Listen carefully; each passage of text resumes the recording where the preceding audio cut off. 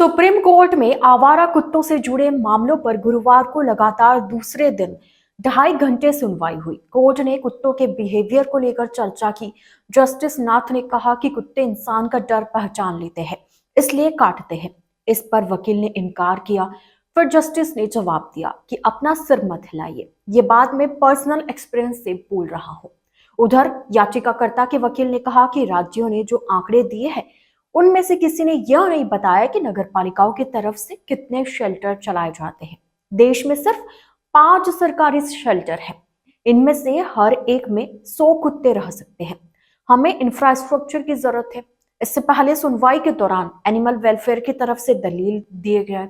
Advocate CO Singh ने कुत्तों को हटाने या शेल्टर होम भेजने पर आपत्ति जताई। उन्होंने कहा कि कुत्ते हटाने से चूहों की आबादी बढ़ेगी। इस पर कोर्ट ने मजाकिया अंदाज में कहा, तो क्या बिल्लियां ले आए? इस मामले पर पिछले 7 महीनों में 6 बार सुनवाई हो चुकी है।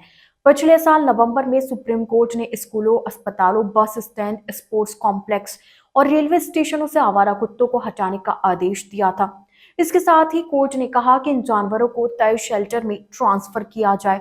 याचिकाकर्ता के वकील ने कहा कि हर पालतू कुत्ते का मालिक होता है, जबकि आवारा कुत्ते का कोई मालिक नहीं होता। न ही यह राज्य की जिम्मेदारी है। हालांकि राज्य का काम वैक्सीनेशन वगैरह देना है। एबीसी नियम ऐसे होने चाहिए कि मेरे घर तक का रास्ता सुरक्षित हो।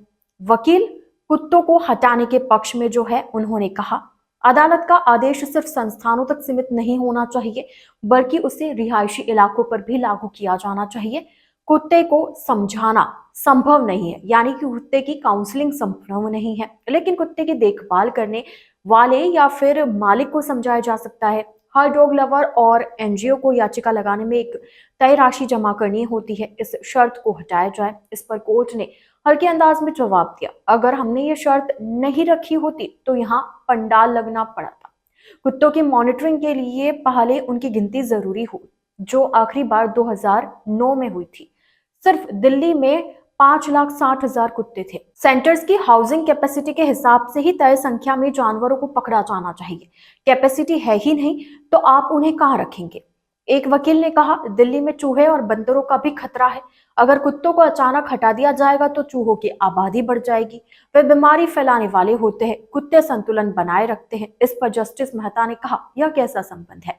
ऐसे तो कुत्ते और बिल्लियां आपस में दुश्मन होते हैं, तो हमें और बिल्लियों को बढ़ावा देना चाहिए।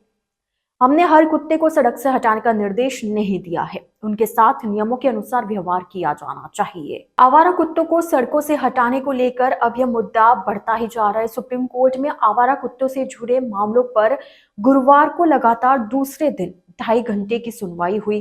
कोर्ट ने कुत्तों के बिहेवियर को लेकर चर्चा की। जस्टिस नाथ ने कहा कि कुत्ते इंसान का डर पहचान लेते हैं, इसलिए काटते हैं। इस पर एक वकील ने इनकार किया। फिर जस्टिस ने जवाब दिया कि आप सिर मत हिलाइए, ये बात मैं पर्सनल एक्सपीरियंस से बोल रहा हूँ। इन्हीं सब बातों को लेकर कोर्ट में लगातार 2.5 घंटे तक सुनवाई की गई।